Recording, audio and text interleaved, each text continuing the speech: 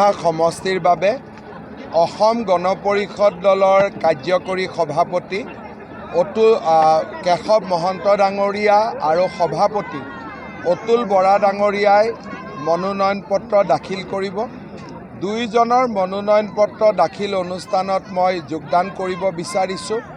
আজি কলিয়াবৰত কেশৱ দাক প্ৰথমতে মাত লগালোঁ। ইয়াৰ পিছত গোলাঘাটত গৈ অতুল বৰা ডাঙৰীয়াকো মাত লগাবৰ বাবে চেষ্টা কৰিম আৰু মই নিশ্চিত যে আমাৰ এজিপি বিজেপি সকলোৱে লগ লাগি কেশৱ মহন্ত ডাঙৰীয়াক এইবাৰ বিপুল ভোটত বিজয়ী কৰিম।